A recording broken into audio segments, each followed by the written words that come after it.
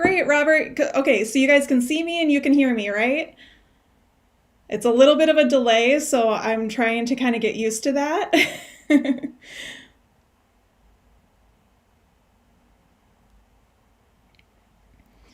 Oh, I hope you guys are having a good day. This has been so stressful. I have to be honest to try to get this set up for you guys. Yeah, this live thing is a whole new deal for me. It's totally different than doing a recording. It feels very odd. So yes, okay, great. You can hear me. Thank you, Robert, for for letting me know. I really appreciate that. So yeah, I hope you guys, give me some questions. I really want this to be interactive. I want to see what you guys are doing.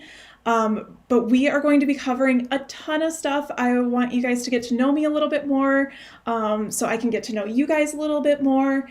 And we'll start kind of where all the questions that I've been getting are coming in. So I get tons of questions from you guys of just, am I qualified? Do I need to do a master's degree? Do I need to have a GISP? Do I need to have this experience or that experience? Or what kind of jobs are there for me? And all of that sort of thing. And I wanted to reach out and kind of do this for you and show you how I figure those questions out. So you guys can apply it to your area. And that's what we're going to be going over today. So I hope you guys are excited. If you are, let me know. I kind of want to let this go a little bit more, so hopefully we can get a few people in here. But I'm so excited to see you guys. I see Andy and Robert, and I cannot pronounce your name. Is it Amadalen? I'm so horrible with names. I'm really sorry.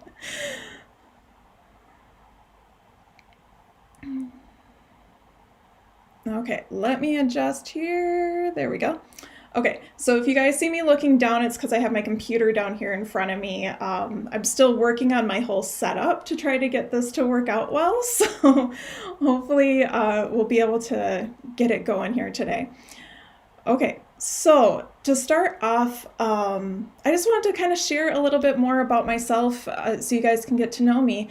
And I started in GIS, so I officially graduated in the last recession. So in the 2009, 2008 recession, I graduated with my degree actually in geology, not in GIS. So if you guys are worried that you have a degree that's different than GIS specifically, don't worry about that. As long as you have the knowledge of GIS and you have the knowledge of using the software and the tools and that kind of scientific mindset, you'll be fine with whatever degree that you have. You'll see a lot of the descriptions that we go through today, they are going to require degrees, but they're not necessarily going to require a degree in GIS or a degree in geography. They usually say like related degrees are accepted. So we're going to go through that. And when I graduated with my geology degree, I was in the recession and I didn't know what I wanted to do. And I was kind of like, it's really hard to find a job right now because everybody's getting laid off. It's kind of like right now, people are getting laid off, budgets were getting cut. You didn't really know what the future brought. And so it was really concerning. And I decided to stay in school and go for my master's degree. And my master's degree was in geography, and I was going to go for that. But I was working a lot through that too. So I was also teaching as a TA. I was also teaching at another college. I was teaching a different class at a different college than the one that I was attending. And then I was also working for an internship for the National Weather Service. I had a job as a lab assistant for ADM, which I was like sorting and testing soybeans in the lab. It was really kind of an odd job. But I was doing that, and then I was a full-time student, and I was a mom. So I was doing all of those things together, and I was trying to figure out how to get into the field, how to get a job, because that's really what I needed.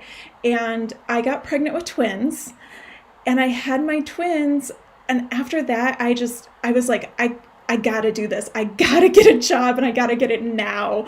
I can't wait anymore. And so that was 2011. So it had been a little bit of time and I had been going to school and learning GIS really, because before I had just learned geology. I hadn't really learned GIS yet. So those 2 years I really learned GIS and I was like, okay, I have my environmental side that I can really dig into. And so I'll try to find a job in GIS in the environmental sector, somehow.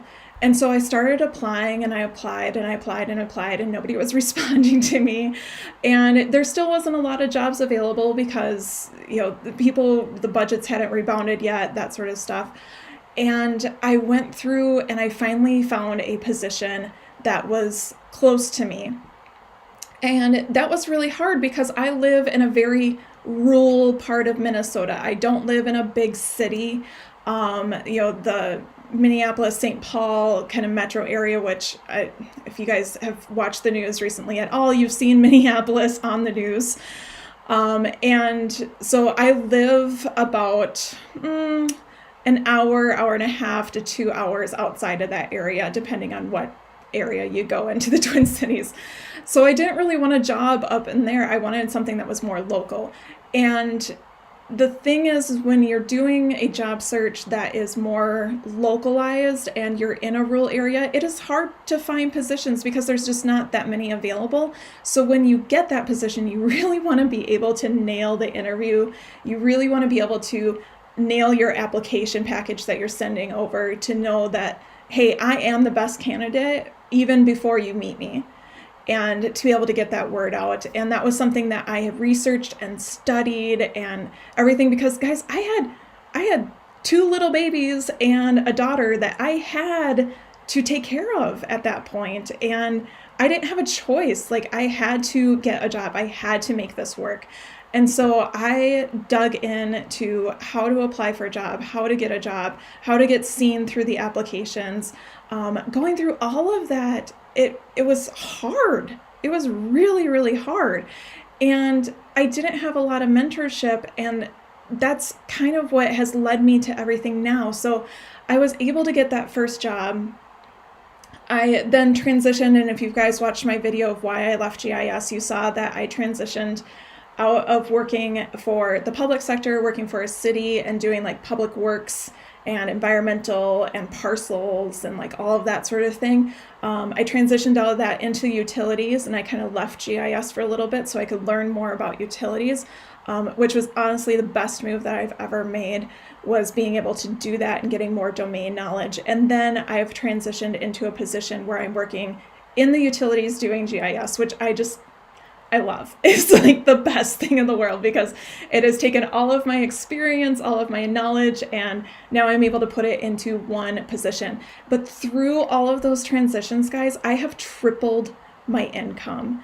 And I'm to the point now where I've been able to look back and kind of see, kind of the lessons that I've learned and realize that I've learned a lot in the past decade. And I've been able to kind of reflect on that recently, and I wanted to figure out a way to give back, and that's why I started Project Spatial. That's why I wanted to start all of this stuff, all this craziness, because I wanted to learn something new, and learning YouTube and learning LinkedIn and trying to reach out to you guys and figure out how to get you guys involved has been a totally new adventure for me. But I really wanted to be able to give back, and I wanted to give a voice to GIS in social media because there really hasn't been a lot of people doing this lately. And I think that needs to change. We have a strong voice, we have a strong opinion, and it should be heard. And so I wanted to be able to give out to you guys, and I also wanted to prevent the situation that I was in. I was in a situation where I had no mentors, I had no capabilities of being able to, reach out to somebody and say, what do I do? How do I fill out my resume? How do I fill out this application? How do I let people know that I know what I'm doing in GIS? Nobody could answer those questions for me. My professors didn't know because they had been working in education for so long that they were totally, out of the private sector and the public sector. They didn't know anything about jobs outside of, universities, which they encouraged me to do, but I didn't want to teach in that way. So I just had to kind of figure it out on my own. And nowadays, it seems like there's a lack of information for GIS professionals of how do you get a job? How do you actually use this education that you've done, the passion that you have for data and the passion that you have for mapping and spatial analysis and all of those things that we just absolutely love and like really get us going. It's like, how do you show that? How do you share that with somebody and get them to understand when they have no idea what you're talking about? So I wanted to kind of be that voice for you guys and to be that person that you could at least ask questions. And I don't have all the answers. I will tell you that right now. But I do know a lot of people that I can reach out and get information from now. And I wanted you guys to be able to have somebody to go to, somebody that would help. And that's kind of my goal for all of this. So I'm going to check in with the chat, see, I hope you guys are still hanging out with me.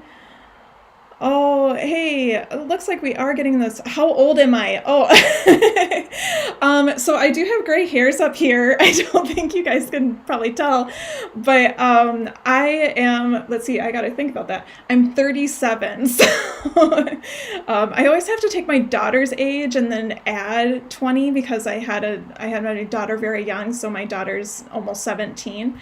And yeah, so I always have to figure it out that way. I always forget how old I am. Let's see what else is on here. Is the only good online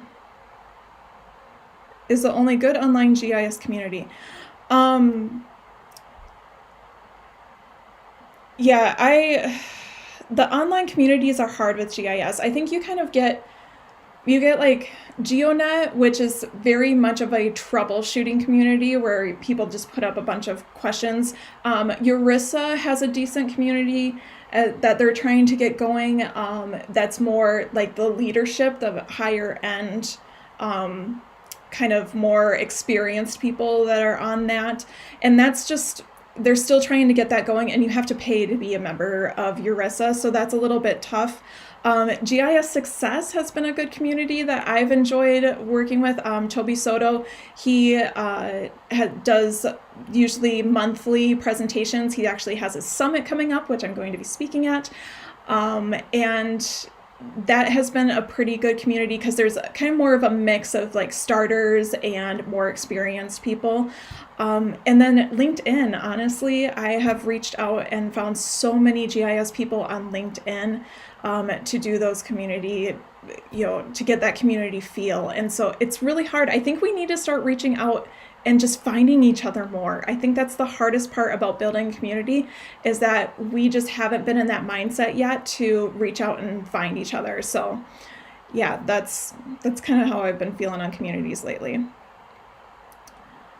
Let's see. What job tasks do you most like and dislike doing your current position or past GIS positions? Ooh, good question. Surprisingly, I have done a lot of data entry in my positions. So the thing people forget is that GIS really has changed over the years. When I started before ArcGIS Online was a thing. Okay. If you guys can think of that, if you're new to GIS, you're like, what? But yeah, before like web GIS was a thing, mobile GIS was a thing. And it was just your computer and your desktop, and that was it. You didn't have anything else. And so we had to create a lot of our own base maps. We had to create a lot of our own base information. We couldn't just go online and download a bunch of information. And it was hard to find that. So I did a lot of data creation when I started. When I started at the county that I worked for, I did all their data creation. So I created parcels from deed. Like I went through every single deed and read it and drew out the parcel on the map. And while that stuff can get extremely, extremely tedious, and that data manipulation and data curating is always a thing that I think you need to stay on top of because the data is always changing. It's also one of the things I enjoy a lot because I can throw in my headphones, I don't have to worry about anybody else, and I can just hone in on my computer and dig in. And it feels very satisfying when you get it done, but it can also be extremely draining to just enter in data after data after data for 8 hours a day for 5 days a week, and just kind of go on and on and on. So while I love it, I also hate it. Does that make sense? But yeah, so that's one of the things, but I think one of the things that I love the most, one of the things that keeps me going, my passion going, is just those aha moments of when you finally stick that application into somebody's hands that you've been working on, and you've been curating the symbology, and you've been making sure the layers turn on and off at the right moments, and you've been making it so it's this most beautiful thing that you've been trying to do, and you stick it into somebody's hands and they go, oh my gosh, this is so cool, this is the best thing ever, why did we never have this before? And then they come back and they go, can you do it for this project? Can you do it for this project? Can you do it for this project? And that is what I love. Like, I love getting other people excited about information, and I love people getting excited about the applications that I have built for them and seeing them being used. Like, that's what keeps me going every single day. That's what gets me through those drudgery of putting on, data after data entry and the frustrations of trying to break through and get your projects noticed and that sort of thing. So yeah, it's all of that, but it's really the big payoff is seeing somebody else's light bulb go off, somebody else recognizing that, hey, this is a really cool tool that we can get a lot of information from. That is extremely rewarding for me. So yeah, so keep your questions coming. Yeah, I was just looking through a few things. Physical infrastructure of utilities such as electric, gas, water, and different workflows. Ooh, for utilities, I'm trying to think. I haven't found a lot of online resources for that. I will see if I can find something. For my background in utilities, so I do water, gas, electric, and a little bit of fiber. Most of my education on that has actually been going out with the people that are installing it, going out with the crews and learning from them. And I also worked for a really great company. It was a private company, and they had a year and a half long education series that they did. So for 2 days out of the month, you would go and you would learn from all different peoples and all different parts of the company, and because it was a really big company, and they would come in and teach you everything. So they would teach you theft analysis, they would teach you customer service, they would teach you, the accounting portion. They would, there was one class where we sat and took apart a meter and put it back together. So that's really where a lot of my education came from. So I haven't searched that out necessarily, but yeah, follow me on LinkedIn and I'll see if I can find something. I'll post it up there. So again, if you guys have not followed me on LinkedIn or found me on there, I am on there. It's just my name, Katie Scheuer. I have links down in the descriptions of my videos for my LinkedIn. You can also sign up for my newsletter at katiescheuer.com. Otherwise, it's also projectspatial.net. Either one will get you there. If you haven't done that, please do it. I would love to get to know you more, and that's a great way for us to stay in touch. Also, always make sure to subscribe, all those good things. Okay, so let's kind of dive into what else we were looking at today, because I want to get into my computer a little bit and show you guys some job descriptions. So now in the days of today, we have so many issues with trying to find jobs, and I understand that a lot of you guys, I hope you guys can let me know if you can see my screen. I'm just changing it up here. I have Indeed pulled up, so let me know in the chat if you guys can see that. But nowadays it's getting to be the similar way to when I started GIS. And that's part of the reason I thought that this was a really good time to bring this to your guys' attention, because I can extremely relate to you if you are getting to the point where you're going to be graduating soon, or you just graduated, or you're looking at transitioning your career into GIS more, or taking on a more GIS-centric position, because it's hard and it's scary. And I want to take some of that fear out of the way for you guys. So let's dig in. I'm going to just double check the chat here. Oh gosh. I really need 2 screens. If you guys don't have 2 screens, if you're not working on 2 screens, trust me, it changes your life. You have no idea.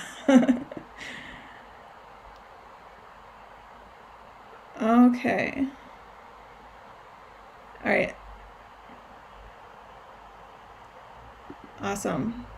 Okay, so I think you guys can see my screen. If you guys can't see the Indeed screen, let me know and I'll see if I can keep an eye on that. So Indeed is one of my favorite job searching websites. They are kind of all over the world. I was looking at the Indian Indeed. For India, I was working with another person, and she was trying to find a job position, and she's like, do they have anything for freshers? And I had never heard the word freshers before. So if you understand what that is, please leave me a comment, because I'm still kind of confused exactly what a fresher is. Is a fresher an intern? Is it similar? I don't know. Leave me a comment. I'm still trying to figure that out. But I was going on India's Indeed site because I wanted to see what they had available and everything, because this is how you guys need to look at this. If you are trying to get a job, you need to look at the job descriptions. Think about the end and then figure out what you need to do to get there. So we'll just pull up like this first one for GIS technician. So I just searched GIS, and I'm searching anywhere just because I wanted to have a lot of stuff to pick from. But you guys, put in your city and state, but also if you are willing to travel, if you're willing to move other places, don't be afraid to just look everywhere and apply everywhere. You never know, people might relocate you. You never know what adventures you might go on. So just keep that in mind. So a GIS technician is going to be kind of your entry-level position, and this is a common title for that. It is not the only title, as you guys will see, but it is a common title for that. So you go down into the job description, and I always, they typically put a little summary at the top, and I always kind of skip down, and I'm looking for required skills or requirements or needed skills, or something where it says like, you must have this. That's what I'm always zeroing in on first. So I could care less about all the other stuff, because I don't know if that matters to me yet. I want to see what are your must-have requirements, and do I meet those requirements? So go down to the required skills, or wherever that is. We'll go through a few of these so you guys can kind of see. But this one, the required skills is 0 to 1 years of GIS experience. Perfect for an entry-level position. You know that, hey, I can apply for this because they're not looking for a ton of years experience. And even if they're looking for like 1 to 2 years of experience and you have at least some internships, just go for it. It doesn't hurt to put yourself out there and kind of say like, hey, I still might be a fit for you, even if I don't have like that exact 2 years of experience or something like that. They're still looking for entry-level people when they have that low of experience. So what else are they looking for? Because there's a lot of skills on here. So they want the willingness and ability to gain basic understanding of commodities. Okay, that's a little confusing, but basically they want you to be able to be engaged and learn. They want you to be detailed oriented, organized. Well, if you're in GIS, you're detailed oriented and organized, otherwise you're not very successful. Good oral and written communication, ability to communicate, take the initiative and learn new things, demonstrate working knowledge of GIS software and your Microsoft Office and that sort of stuff. So this is kind of the stuff where I wanted to show you, like, they're not looking for a degree. They're not looking for a certification. That's not a requirement for them necessarily. Like, their top things are they want you to be able to communicate with them. They want you to be able to say, hey, I understand what you guys are looking for. I'm willing to learn. I'm willing to educate myself. I'm willing to take initiative. That's what they want first, because that's what they're listing at the top. And then they also have on here, education certificates and experience. They want a degree in geography, computer science, a related field, or equivalent work experience. So what does that really mean? That means they want you to have some sort of degree to prove that you can learn something. And most of the time, people are looking for a bachelor's degree because it's an easy way to weed out the people that really are just applying to every job and they have no idea what this job is about. And it just helps you not waste your time. And typically, you need to at least have that base knowledge of a bachelor's degree of some sort. You learn a lot through those 4 years in college, and it's just, we're an educated community, and that's kind of the minimum requirements to have a bachelor's degree. But one thing that you guys will notice if you look through a lot of these is that they're not requiring a GIS degree or a geography degree. They're looking at computer science because there's a big portion of computer science in it. They're also looking for a related field. So like I had geology, that was a related field. They're also would probably consider pretty much any degree as long as you can prove to them, especially in the application, that you have GIS knowledge. And that is where you're going to set yourself apart, is if you can prove to that HR person or the person that is actually conducting the interviews, which is typically the GIS people or your boss, your potential future boss. If you can convince them that you have the skills that they're looking for, they're not going to worry so much about your experience and your education, like your formal education, because they're more worried about trying to figure out, where are you in your journey? Are you just beginning and you have no initiative and no drive to learn anything and you just want handouts? Well, they're probably not going to hire you. But are you looking for that next position? Are you hungry and eager to learn more? You want to dive into what's going on with their company. You're excited about their company. You're willing to bring your energy and your knowledge, and you're willing to learn. Like, that's the type of people they're looking for. And so you have to figure out, how do you communicate that to them? And when you communicate that to them, that's when you get hired. That's when you get the position you're looking for. So let's move on and look at a different one here. So specialist GIS technician cartographer, $28,000 to $42,000 a year. The other thing that I like about Indeed is they will put salaries on some of these. A lot of times you see salaries in public sector jobs because it's a public position. The salary is public knowledge. There isn't a lot of wiggle room. Typically, like SSP is a utility private organization. I actually know a little bit about them. I've been following them for a long time, and they're a private organization, so they have private salaries, and they're not going to advertise their salary out as much. So that is something that you want to keep in mind if you kind of want to go in with more of an idea of, like, this is the exact salary that I'm going to be getting. Look at the public sector more, because especially in the US, we have to put out that information as a public sector. Like, there's not a lot of give and a lot of room to change that number. Where in the private sector, there's a lot more wiggle room that they have available, and they might not hire every GIS person in at the same salary. Hopefully that makes sense. So here, this is the New Mexico Bureau of Geology and Mineral Resources. So as you guys can see, there's a lot of different varied, industries, I guess I'm trying to say, between geology, utilities, public works. You're finding health stuff. You'll find all sorts of things in here. So let's look through. Again, I'm going to skip all of this top stuff because it's great information, and if you're interested in the position, you need to go back and read that. But when I'm going through these and I'm just trying to find stuff that I feel like I can apply for, I want to go down to what are the requirements. Okay, so required education, Associates of Science degree required in the area of earth science, geology, GIS, cartography, geography, and 2 or more years of geology-related work experience. So they want somebody that's really into geology in this. So if you've never done any physical geography, if you've never been interested in rocks, if you've never done any of that, then this isn't the position for you. Skip it, move on. If you have, then you have to go, oh, yeah, this is perfect for me.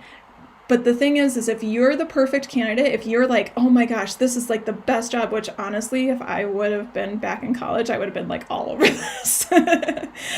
But you want to go in and figure out how can I meet their requirements. So if I don't have the associate's degree, which I don't know how you get an associate's degree in earth science or something like that. It's always a bachelor's degree, so that's a little weird. But then, so look at the different qualifications. So they have an associate's degree with 2 years of experience. They have a bachelor's degree, which GIS experience is preferred, or they have a bachelor's science degree required, blah, blah, blah, or 2 or more years of geology experience. So really, they're pretty flexible on the formal education. And it really comes down to the fact of, can you prove that you know what you know in your application? You know, that's what they're looking for. Can you prove it? And that bachelor's degree is just a way to prove it. But notice, like between the two that we've looked through, I haven't seen a master's at all yet. So let's click on the analyst position here. So this is in Colorado. Dish Network. Ooh, it looks like it's a communications people. Communications is becoming a big thing, especially in the US because of coronavirus. There's been a lot more fiber installations that are getting funded, and whenever you put something in the ground, you need to track it, you need to know where it is. So they are learning they need mapping people, and they need people that are going to keep track of all of that data for them. So they are hiring a fair amount. Just a side note. So again, I'm going to go down, I'm going to figure out GIS analyst requirements. So they want a degree. I won't say what kind of degree, but my guess would be bachelor's. They want proficiency in database programming language, such as SQL or Python, proficiency in front-end languages, experience mapping, outstanding quantitative skills, attention to detail, analytical mindset, good communication, good interpersonal skills. Okay, so whenever you see all of these languages put out here and all of the programming languages that they're requiring, one thing I want you to keep in mind is while they might say it's a requirement, it most likely isn't. That's typically because either the HR person's copying it from somebody else, the person that's hiring, going through the application process and writing up the job descriptions really has no idea what the job entails, or there might be about 5% of the job you need to know some SQL and some Python, and then the rest of it you don't.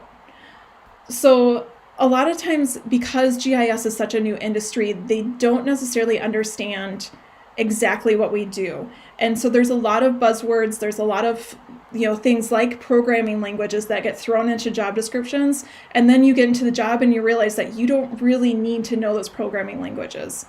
So I'm not a huge programmer, I'll put that out there. I really enjoy using the user interfaces and getting the most out of that with as minimal amount of programming as possible. That's just my preference of how I do things. There's a lot of other people out there that come from more of a computer science background, and they program everything all day long, and that's how they do all of their stuff, and they love it. And I am so glad those people exist, because I can take advantage of that. And I don't have to know it because it's not my passion. So one thing you have to think of is ask them, if you get to the point where you apply for that, maybe just send an email out to the HR person and say, hey, I'm really interested in this position, but I don't have a lot of experience in these program languages that you're asking for. Can you let me know, how much of that job is that programming language? So what percentage of that job has that programming language in it? And the HR person might get a little confused if they don't really know what they're trying to hire for. But it gets you it gets your foot in the door, and it looks like you're asking for things. Now, you might be able to just throw in your application and see if they call you for an interview, because if you can get to the interview point, then you can ask them, hey, I don't have a lot of programming experience, but I'm interested in it. It's something that I'm continuing trying to learn. What kind of qualifications do I need to have? And they'll be able to go through that with you. But I don't want you to get scared when you see it in job descriptions that you have to have it before you can apply. So just, still apply even if you see that and you don't have a lot of experience. Just realize that sometimes it's not required in the position and they still have it in there just because they're copying somebody. And sometimes it is part of the job and it's a big part of the job. And then you might find that through the interview process that you just need to transition onto something else. Okay. Let me know, are you guys getting value out of this? I'm going to check back in with the chat here. A fresher is a newbie, like a fresh graduate. Thank you. That's kind of what I was thinking, but I wasn't really sure. So thank you for clarifying that.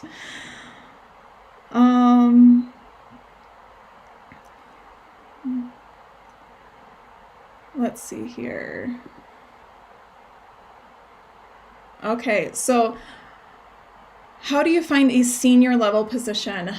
A senior level position, I would reach out to some of the GIS recruiters. I'm trying to think about, there's one on the tip of my tongue. I'll have to put it in the notes later, but there are a few GIS specific recruiters out there, and they are looking for more of that higher level position. A lot of them are not advertised. And that's kind of the hardest part about getting into those more experienced level positions, is that a lot of times they're not going to be advertised unless they are a public sector position. So then it really comes down to building your network and starting to talk to people and see, is somebody getting close to retirement? Is there, somebody in your network that heard of a position that's opening up because somebody has transitioned to a new job? That's kind of how you have to look at that. But really, if you're looking for that high level GIS person, you have to start talking to recruiters. You have to start working with people that actually recruit for companies. That's the way you're going to get into those higher level positions. All right. Any other questions, guys? Let me know. How did your geography helpful when you first decided to do GIS instead? So my geography degree, I think, is extremely helpful to GIS because it gives me a lot of environmental domain knowledge and background there, but really it taught me to think like a scientist. And GIS, you have to think like a scientist. You have to think in a hypothesis and willing to ask questions and constantly wonder why and what's going on. You have to kind of have that mindset of like, what's going on in my environment? How do these things go together? And putting the pieces together. And it also, being a geologist, taught me to not be scared of failing. A lot of people don't try new things because they're so scared they're not going to be successful and they're going to fail. And in science, you learn so much that because you fail so much, you learn that failure is always an option and it's just a learning opportunity. It is not a true like failure that you have to be crushed about, that you have to be upset about. It is a learning opportunity.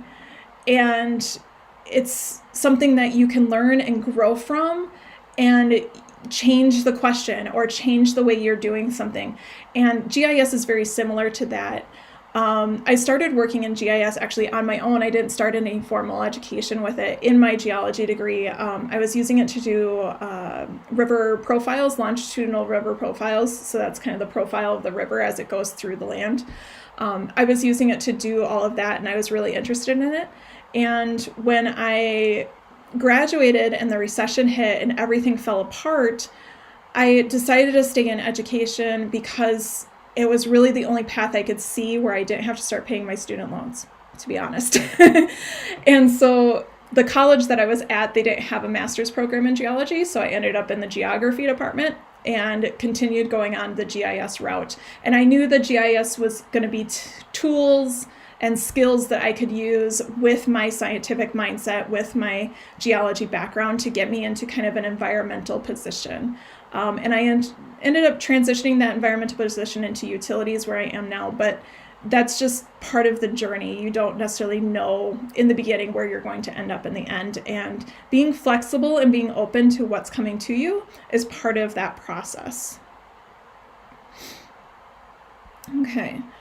Let's see here. I have a BA in Geography and Certification Spatial Information Systems 2006.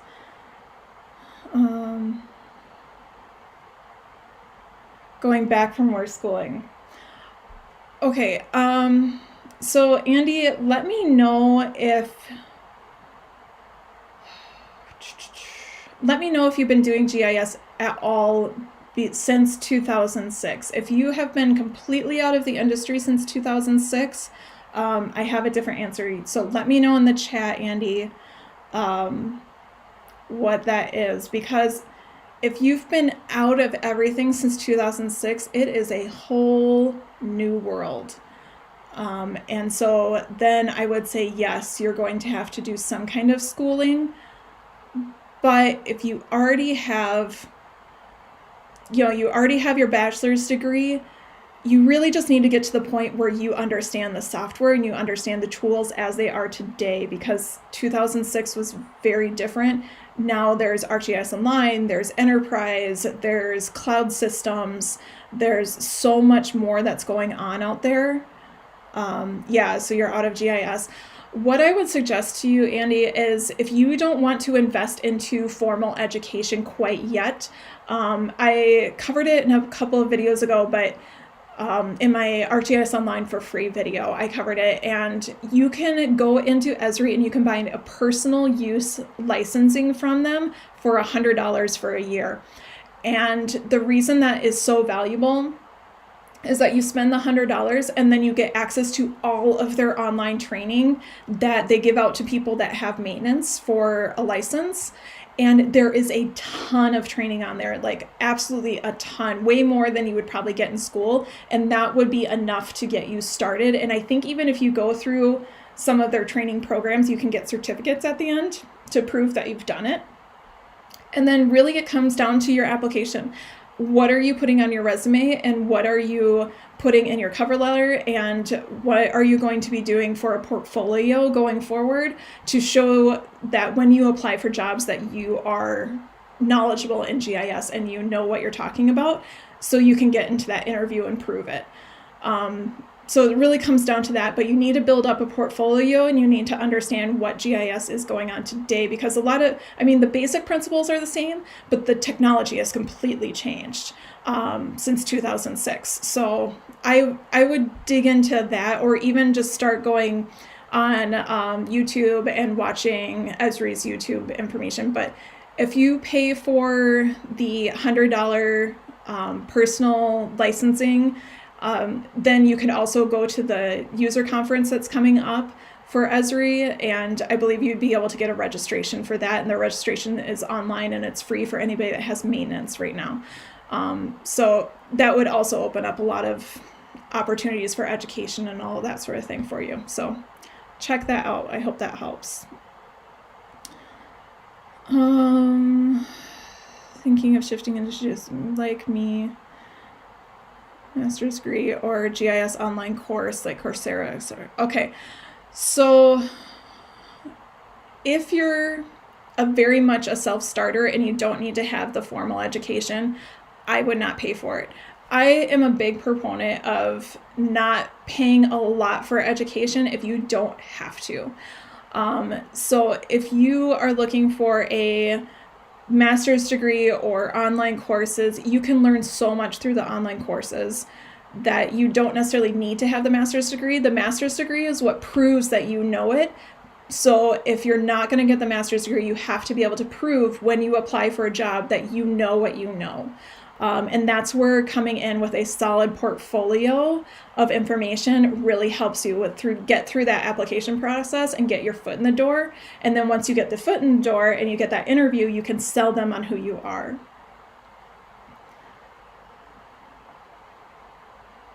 Training instead of more school. Perfect. Great, Andy. Yeah, Andy, check out that and Rafiki, go and check out that personal use licensing. You get a lot of stuff with that through Esri. It really is a great resource. And I kind of have a little bit of inside buzz that there's more stuff that's going to be coming out on YouTube. More people are looking at getting into the social media stuff with GIS. So definitely keep coming back to YouTube because there's more creators that are coming down the pipeline. So I just kind of want to leave that out there. So similar question. Considering career switch to GIS, I have a poli-sci degree with a GIS minor. Ooh. But from 7 years ago, do you think I need a master's degree in GIS? What would you recommend? Robert, I would, let's see, it's from 7 years ago. I would go through and just get refreshers. You already have the knowledge. The question is going to be, with your experience on your resume, are you going to be able to tie that into the positions that you're applying for?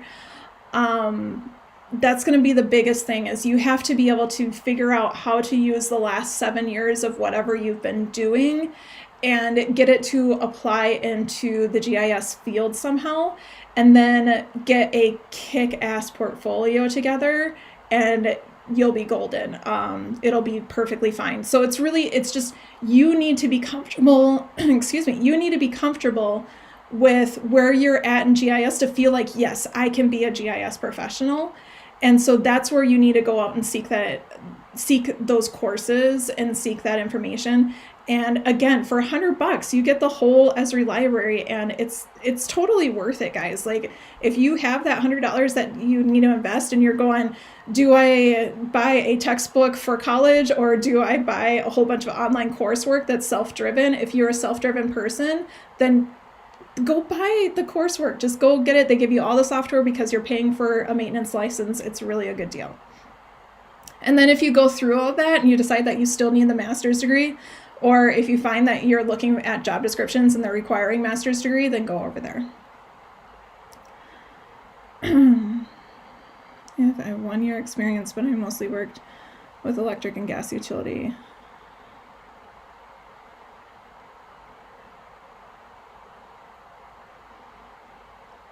I have 1 year.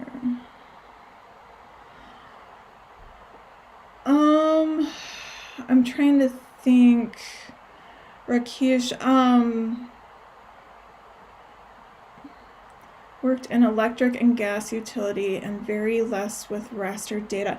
You know, unless you're going into the imagery field portion of GIS and you're going to be dealing with a lot of imagery, I don't think the raster thing is going to hold you back. I would say just start looking through the positions and start seeing if you can find something. So let's go ahead and just kind of click on a few more of these. Oh my gosh, we're getting on time. I don't want to keep you guys too long, so I do want to kind of wrap this up within an hour, and we're already getting through this. So, like this one I just clicked on, so this is main power co, and again, you guys, you need to look at these job descriptions in your own locations and do the same sort of thing, but I'm just looking kind of US wide. So this is for a power company, and they're looking for a high school diploma, familiarity with utilities, experience with GPS hardware, competencies. You need to be self-driven, you need to be a role model, you need to have good communication skills. It's all of those soft skills you need to have, and that's what they're looking for. So they're really not looking for a whole lot, and this is probably more of a GPS, like if you actually read the description here, your responsibilities are probably going to be more of a GPS data collection, but it's going to get you started. It's going to get you in that experience, and they're just really want somebody that's interested in utilities and is willing to take things on and learn. And as long as you can prove that you can do that, they're going to hire you. So again, guys, you don't need all of the tons of formal education where you're spending thousands and thousands of dollars sitting in a university.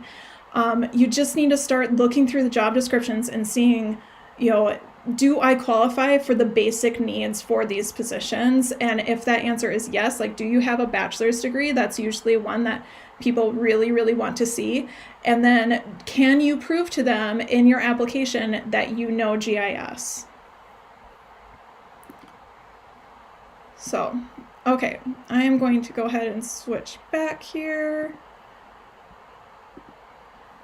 There we go. Hi. It's all nice and big now.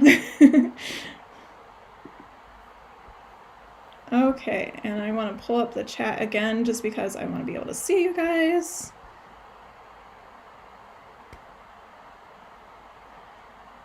Masters, and I am applying for a junior GIS position with no success as I lack experience. Any tips, please? Okay, if you are lacking experience, you need to do projects. You either need to create internships for yourself if you're still looking for jobs. If you have a position and you're just looking for more GIS experience, you need to start finding projects for yourself to do.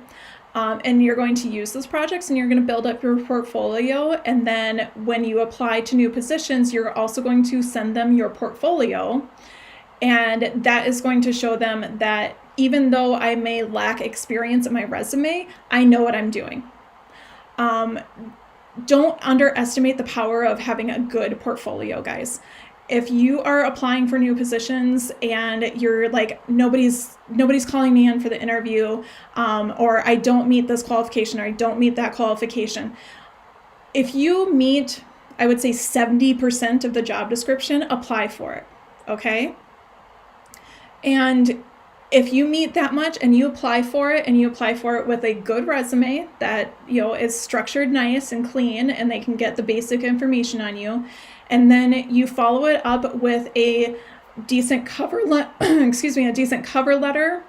and a really, really solid portfolio, they are going to look at your portfolio and go, yep, they know what they're talking about, or yep, I really like what they did here in their portfolio. Let's bring them in and talk to them more. That is how you're going to prove to them that you know what you're doing. Okay? It's not going to be in your resume itself. It's not going to be through the experience you have. It's going to be through that portfolio that you're going to prove to them that I know GIS, I know how to communicate with GIS, I know how to create projects, how to make maps, how to make them beautiful and engaging, and how to tell a story. And that's the key. That is the key to getting a new position.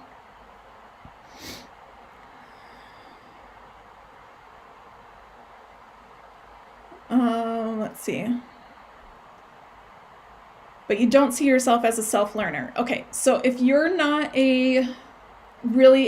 good at being strict with yourself and doing kind of that self-learning thing, what I would suggest is start with the Esri GIS Solutions page, the Solutions Gallery, and start going through there, try to figure out some projects, and then see if there's somebody within your online network that you can reach out that will help you do the project, that will kind of be a mentor for you for that project and kind of help keep you accountable. Yeah, and I'm just trying to think of what else you can do. I mean, you can do courses. You could do a more formal course, which would help you build up some more projects. But honestly, you're gonna have to find that self initiative in you somehow, because even as a GIS professional, there's a lot of times where you don't have a boss that's sitting there telling you what to do. You don't have somebody that's giving you projects all the time. A lot of time you're creating the projects and the initiative for the company, and you're pushing your own projects forward. So you really do have to have that self initiative. So see if you can find some of that inside of you. Maybe do a little internal work on that, and then see if there's maybe like a Coursera course or something like that that's going to give you projects that you can add to your portfolio afterwards. Okay. All right. Mhm. But I've already done this portfolio. Okay, so this is what I want to get into, you guys, or in here, and I'm gonna take a quick drink here. Okay, so July 5th, guys, I want you to mark it on your calendar. July 5th, I will be opening up my cart for my new course that I am doing. Now, what you guys are going to get in this course is you're going to get 3 live sessions similar to this, where I'm going to be able to teach you live how to make your resume, how to make a good cover letter where it's engaging and people want to talk to you more. And I'm also going to show you how to use a story map to sell your portfolio. Okay, because it's not just the work that you need to feature, it's the story. You need to tell them who you are and tell them your story. And so I have broken this all down step by step, and we're going to go through it together in this course. And then also after that, we're going to have another Q&A session where you guys are going to be able to ask me all the questions. And then also I have started a LinkedIn group for you guys. And so this group is going to allow you to kind of do a peer review on each other. It's going to allow you guys to share your excitement with each other, to share your success, to share your failures, and just to kind of build up that community. And it's a private group. It's only going to be for people that go through the course. So I'm offering this to you guys, and I want you guys to mark down your calendar for July 5th. It's going to go open. I'm going to have the cart open for 5 days only, because I want to make sure that everybody that gets into this course is going to be able to really dive into it with me and is going to be able to get the most value out of it. So I don't want there to be a ton of people in it. I'm actually limiting it to 40, but secretly I'm kind of hoping that we don't get going that much, because it's a lot of review for me to do. But what I want you guys to get out of the course, okay, why would you be a good fit for this, is if you are struggling to find a position, if you are looking for a position within the next 2 years, okay, because you'll be able to build on this course after you go through it. And you're also going to get all of the recorded videos for it as well. So you'll be able to go back and reference everything. But somebody that is not getting noticed, somebody that's having trouble getting through the application process, all of those kinds of things, or somebody that just needs some guidance to start out, you are the people that I'm trying to find for this course. And so we are going to sit down. I'm going to walk you through the step-by-step resume with examples that I have from my own personal life. And we are going to walk through exactly how you need to write up your resume, exactly what you can put into a cover letter to tell your story. And we're going to use story maps to build your portfolio out and give you a very highly engaging portfolio. So as soon as somebody clicks on that link and looks in there, they go, hey, I need this person to be in my interview office now. I need to interview this person because I think this is the perfect person for the job. So it is going to help you break down all of those barriers that you're having getting into those positions and getting through to people that, hey, I know about GIS. I am a good fit for your company. And it helps you be able to get that in your application package so they call you for that interview. And then in the interview, you can sell them. So I'm really, really excited about this course. It's all going to be live, and I tried to keep the price point really low. So it is going to be $115 for the course. And again, you guys are going to get one-on-one working with me. I'm going to be able to review all of your resume, all your information, and really kind of give you a one-on-one mentoring capabilities with this course. So I'm really excited to work with you guys. I hope that I've been able to make this attainable for you. That's something I wanted to do. I wanted to keep it a price point that was low enough that if you have been spending a ton of money in college, it wasn't an extreme stretch for you. But I have seen courses like this, guys, go up for like over $2,000. And so I wanted to keep this more attainable for you guys and really make it worth your while to go through. So I'm super, super committed to making sure that you get value out of this if you guys take this course. So let me know if that's something that you guys are interested in.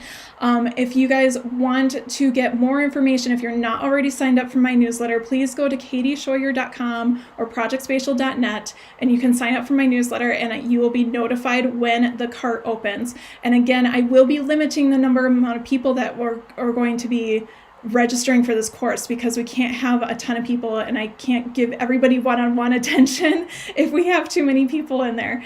So it's going to be a very small group. It's going to be a lot of one-on-one communication and just working through exactly all of your questions of how do I frame this position and make it relevant to the GIS? How do I put, this on my experience on my resume so that it makes sense when somebody is looking through it and it gives me value to be able to, give to another company. So let me know in the chat if you guys are excited about that. Otherwise, I think I'm going to let you guys go. This has been super fun and I'm hopefully can do it again, but I will see you guys again on Wednesday for the next episode of my YouTube channel. And I will see you guys soon. So thanks for joining me. Bye.